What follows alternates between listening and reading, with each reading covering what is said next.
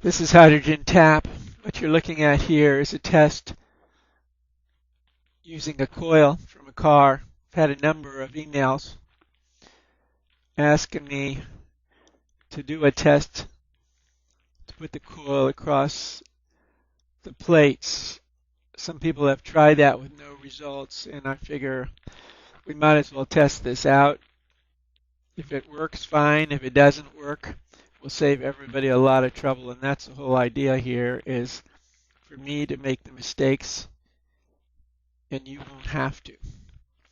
As you can see, I've got two stainless steel plates separated by a rubber band. I've tried everything to separate these plates, and the rubber band still is the best for getting the plates as close together as you can. Interesting how things work. I used the rubber band in the very first videos.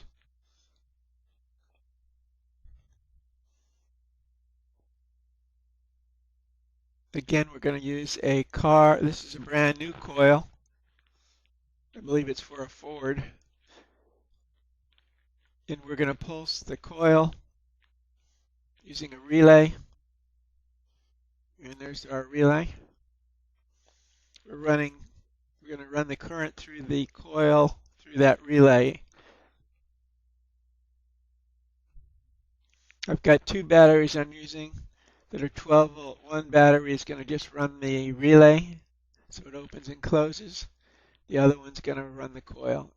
You can see the capacitor there. That goes across the positive negative on the relay so it won't shatter, because it requires a few milliseconds to open completely to make an end to close. If you don't put that capacitor there, you're going to get a chatter and it won't make on the other side. So every time it opens and closes, you need that.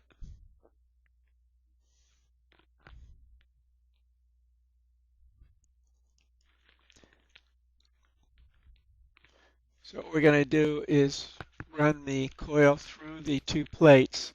Those plates are stainless steel.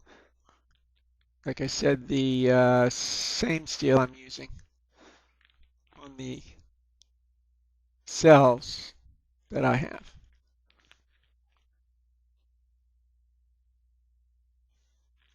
You can see the temperature is 63 degrees.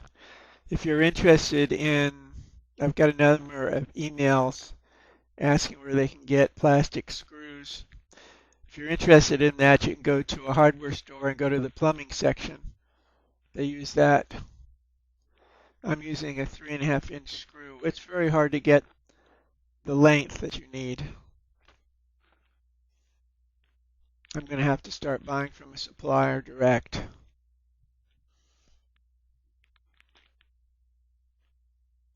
The reason for these videos is so I make the mistakes and you won't have to.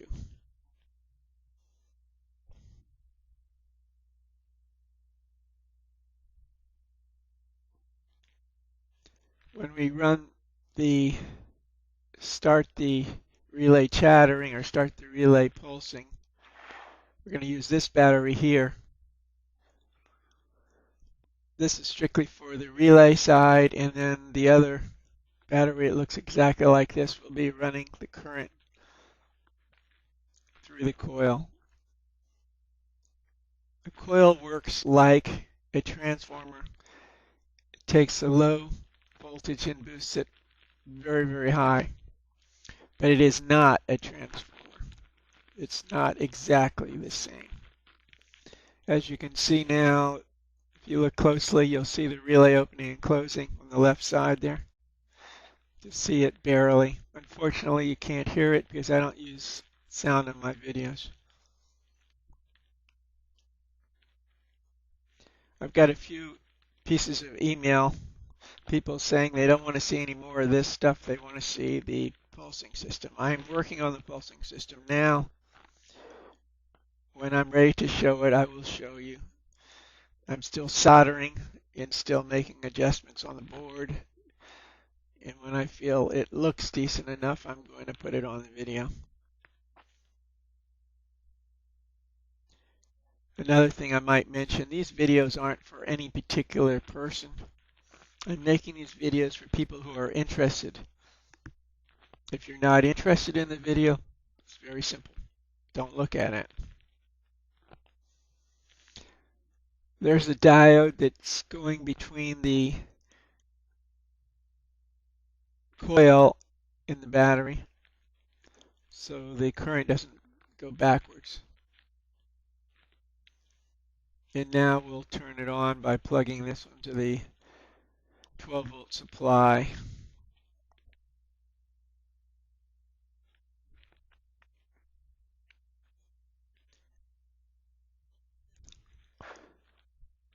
If you look very closely, you'll see a spark jumping across the relay points.